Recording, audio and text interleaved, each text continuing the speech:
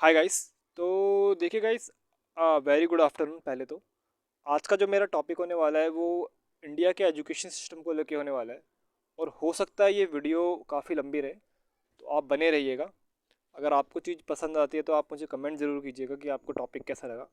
अगर कुछ इसमें आपको खामियां नज़र आए या आप जब भी कमेंट कर सकते हैं मुझे मेरे चैनल पे। और इस चैनल को ज़रूर सब्सक्राइब कीजिएगा ऐसे ही और वीडियोस के लिए। तो आज का जो मेरा टॉपिक होने वाला था वो था इंडिया का एजुकेशन सिस्टम।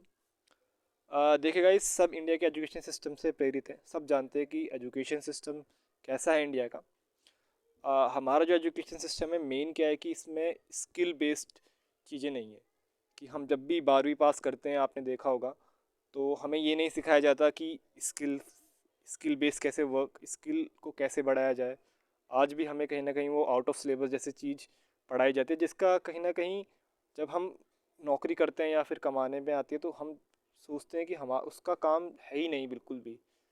तो धीरे धीरे ये चीज़ अगर स्टार्टिंग से ही हमें कोई बताने वाला हो, कोई गाइडेंस नहीं मिल पाता। अच्छा गाइडेंस भी चाहिए होता है कहीं ना कहीं। तो कहीं ना कहीं गाइडेंस की भी कमी है हमारे एजुकेशन सिस्टम में। हमारे टीचर्स भी उस तरीके से नहीं है, आप ये जानते हैं। क्योंकि अगर हम किसी भी देश के बारे में, अगर अगर कोई भी देश अगर तरक्की करना चाहता है तो उसका एजुकेशन सिस्टम सबसे पहले बहुत मजबूत होना चाहिए। जभी जाके बात हो सकती है, जभी जाके ही वहाँ का कहीं ना कहीं उस देश की अर्थव्यवस्था की मैं बात करूँ या फिर उस देश का युवा कहीं ना कहीं रोज़गार मिल पाता है। जो करंट बेस्ड हमारा एजुकेशन सिस्टम है उसमें आप जानते हैं कि वो चीज़ें नहीं है। लेकिन आजकल का क्या है कि आजकल का दौर जो है वो कहीं ना कहीं इंटरनेट का दौर है। आप जानते हैं कि इंटरनेट से काफ़ी ज़्यादा इन्फॉर्मेशन निकाली जा सकती है। कहीं ना कहीं आज हम जिस युग में जी रहे हैं वो इन्फॉर्मेशन का दौर है, टेक्नोलॉजी का दौर है, डिजिटल मार्केटिंग का एरा है। तो कहीं ना कहीं आजकल के बच्चे जो हैं, लेकिन वो सब जानते हैं, मैंने देखा है आजकल लोग काफ़ी ज़्यादा इंटरेस्टेड रहते हैं करियर बनाने में। अगर मैं बात करूँगा आज के एजुकेशन सिस्टम की, तो आज के सिस्टम में लोग बच्चों को पता है, क्योंकि उनके पास क्या है कि इन्फॉर्मेशन का सोर्स है। कहीं ना कहीं से वो स्किल बेस्ड चीज़ें सीखते रहते हैं। ऑनलाइन लर्निंग काफ़ी ज़्यादा चल रही है। तो आप ये कह सकते हैं कि आजकल के अगर एरा की बात करेंगे, आप इंडिया के एजुकेशन सिस्टम की आजकल आप बात करेंगे, तो कहीं ना कहीं वो चेंज हुआ है। उस हद तक तो चेंज नहीं हुआ, लेकिन काफ़ी हद तक थोड़ा बहुत ई लर्निंग जैसी फैसिलिटीज़ आने लगी है। तो कहीं ना कहीं आप कह सकते हैं कि बदलाव हुआ है। लेकिन पहले का जैसा एजुकेशन सिस्टम था हमारा, आपको पता है कि कुछ चीज़ें नहीं सिखाई जाती थी। ऐसा नहीं था कि लाइक जो मेरी पीढ़ी के लोग हैं, लाइक जब मैंने 10वीं 12वीं करी थी, तो उस समय तो ऐसा नहीं था कुछ भी कि मुझे बताया गया हो कि आपको करियर में क्या करना चाहिए, आपके लिए ये एक राइट फील्ड है, आपका इंटरेस्ट इस फील्ड में हो। तो कहीं ना कहीं मेरे को ऐसा लगता है ना कि जब भी एजुकेशन सिस्टम के बारे में बात की जाएगी, तो अगर मेरा हमेशा से मानना है कि इंडिया का एजुकेशन सिस्टम ऐसा होना चाहिए, किसी भी देश का एजुकेशन सिस्टम ऐसा होना चाहिए कि बच्चे को ये पता होना बहुत ज़रूरी है कि उसे करना क्या है, क्लियर रहना चाहिए। अगर वो 5वीं क्लास में है तो उसको उसी के इंटरेस्ट के अकॉर्डिंग वो चीज़ें सिखाई देनी चाहिए, वो एजुकेशन सिस्टम में होनी चाहिए।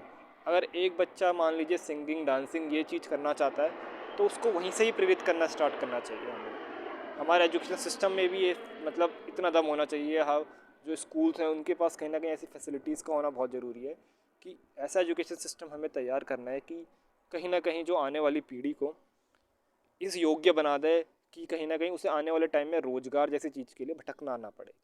हमारे एजुकेशन सिस्टम की सबसे बड़ी पॉलिसी मुझे लगता है ये होनी चाहिए कि हर किसी को, जो भी बच्चा ग्रो कर रहा है आफ्टर 12th के बाद, उसके हर एक लड़के में ये चीज़ क्लियर हो कि वो आगे क्या करना चाहता है। अगर किसी स्टार्टअप बिजनेस करना है तो वो आगे स्टार्टअप बिजनेस करे। अगर किसका सिंगिंग में टैलेंट है तो वो सिंगिंग करे। अगर किसका क्रिकेट में टैलेंट है तो वो क्रिकेट करे। और किसका अगर यूपीएससी एसएससी इन चीज़ों में है तो वो चीज़ करे। तो ये क्लियर गोल होना बहुत ज़रूरी है।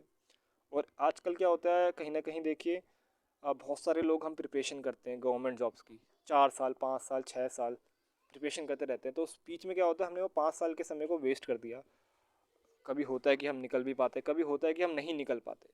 तो कहीं ना कहीं उसके बाद क्या होता है कि हमारे साथ एक समय सीमा बन जाती है और हम बंध जाते हैं एक समय में। समय सीमा बनने से ये होता है कि हम पे प्रेशर आ जाता है। प्रेशर आने के बाद कहीं ना कहीं फिर हम इधर उधर देखते हैं। फिर हम जो चीज़ को हमें जल्दी अचीव करना चाहिए, हो सकता है कि हमारा करियर उस चीज़ में ना हो। अगर हम किसी चीज़ को 2 साल से 3 साल से ट्राई कर रहे हैं तो हमें पता चल जाता है कि हमारा करियर इस पर्टिकुलर फील्ड में नहीं है, तो हमें क्या करना चाहिए, कोई और रास्ता देखना चाहिए, कोई और स्किल सीखना चाहिए या और कोई कोर्स करना चाहिए। लेकिन ऐसा होता नहीं है इंडिया में। मैंने देखा है कि लगातार गवर्नमेंट जॉब्स के पीछे लोग भागते रहते हैं, करते रहते हैं कि हमें भरना है, ये करना है, वो करना है। वो अच्छी बात भी है कि आपने कहीं ना कहीं बहुत सालों से मेहनत करी, लेकिन अगर आप 2-3 साल में अगर आप मेहनत करके आपको पता चल रहा है ना गाइस कि नहीं है, नहीं हो पा रहा है 3 साल के बाद, तो हमें कहीं ना कहीं अपनी फील्ड चेंज करनी चाहिए और कोई ना कोई और चीज़ चेंज करनी चाहिए। एग्जाम्पल मैं आपको अपना दे सकता हूँ। मुझे कभी क्लियर नहीं था कि मुझे करना क्या है। धीरे धीरे धीरे धीरे धीरे धीरे ऐसा नहीं था कि कोई मुझे गाइड करे कि करना भी क्या है, गाइडेंस भी नहीं मिला था, लेकिन जो चीज़ होती गई मैं करता चला गया, बस यही था।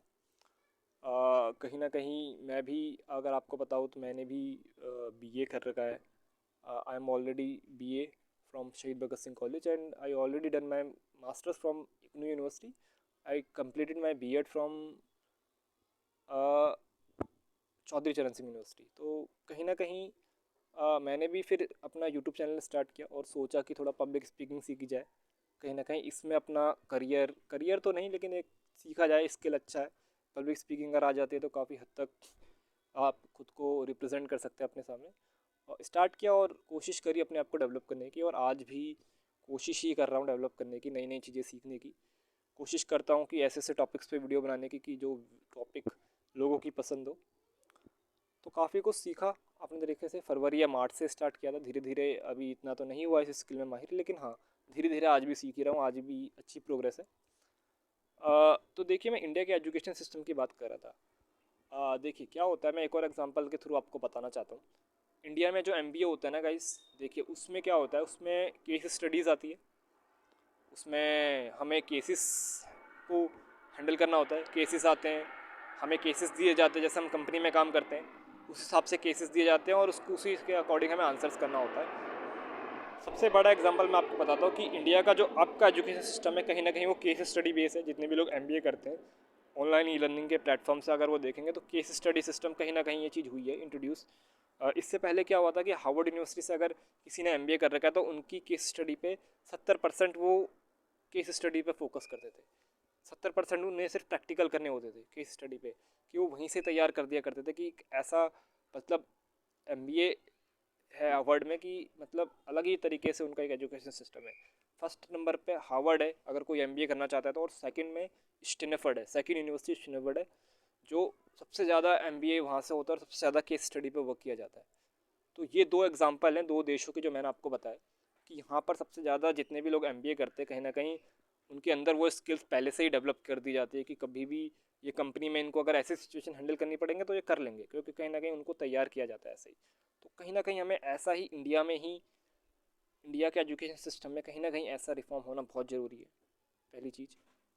और दूसरी चीज़, आजकल क्या हो रहा है, आजकल सबको पता है कि स्किल्स का सारा ज़माना है। एआई ने आकर कहीं ना कहीं चीज़ों को बहुत टफ कर दिया है हम सब लोगों के लिए। हमें इस चीज़ की वैल्यू आगे आज नहीं पता चलेगी तो आगे ज़रूर पता चलेगी कि एआई के आने से फ्यूचर में क्या बदलाव होने वाला है। एआई देखिए कोई गलत चीज़ नहीं है, एआई के थ्रू बहुत लोग पैसा भी अच्छा कमा रहे हैं, कोई गलत नहीं है एआई, मेरे को नहीं लगता। आने वाले टाइम में हो सकता है एआई के बेस काफ़ी ज़्यादा जॉब्स निकले। आजकल तो गूगल भी सर्टिफिकेशंस करा रहा है एआई के, तो कहीं ना कहीं डेवलप हो रहा है, नई नई जॉब्स जरूर आएंगी गाइस। ऐसा नहीं है कि लाइक रोजगार पूरी तरीके से ही ख़त्म हो जाएगा, ऐसा नहीं है। आपको सिर्फ स्किल बेस पे ही काम करना होगा और आप अपने आप को अपग्रेड करते रहेंगे मेरे ख्याल से, तो कहीं ना कहीं हमारे लिए अपॉर्चुनिटी रहेगी। और इंडिया में अभी मेरे ख्याल से टाइम है, कहीं ना कहीं कोई भी चीज़ इंडिया में आती है तो अचानक ऐसे नहीं होगा कि अचानक ही सारे जॉब्स चले जाएंगे, अचानक ही सारी मार्केट हो जाएगी, क्रैश हो जाएगी। ऐसा नहीं होगा, धीरे धीरे धीरे धीरे लेकिन डेवलप होगा। क्योंकि क्या हो रहा है कि एआई भी अब कंपनी सोच रही है कि एआई में ही हमें इन्वेस्ट किया जाए, हर प्रोजेक्ट में काम चलेगा, चाहे वो हर डिपार्टमेंट की मैं बात करूँ, चाहे मैं किसी भी चीज़ की बात करूँ। कोशिश करेंगे, क्यों नहीं कोशिश करेंगे बड़े बड़े लोग की एआई के थ्रू ज़्यादा से ज़्यादा काम किया जाए, बिल्कुल, क्योंकि उन्हें कहीं ना कहीं बेनिफिट्स भी है इन चीज़ों का। और जब हमें बेनिफिट होता है किसी भी चीज़ का तो कहीं ना कहीं कोशिश करते हैं हम हर चीज़ को करने की। सो चीज़ों के बारे में ज़्यादा से ज़्यादा हमें क्या करना चाहिए कि कोशिश करनी चाहिए सीखने की। देखिए, इंडिया के एजुकेशन सिस्टम की सबसे अच्छी पॉलिसी यही है, सबसे अच्छी पॉलिसी यही है कि अभी की जो गवर्नमेंट है वो काम कर रही है इन चीज़ों में। कहीं ना कहीं पॉलिसीज़ चेंज होगी इन अपकमिंग डेज। अभी के सिस्टम की मैं बात करूँगा तो अभी के सिनेरियो में वर्क हो रहा है। देखते कैसे कैसे वर्क करती है गवर्नमेंट, कैसे कैसे रिफॉर्म्स करती है।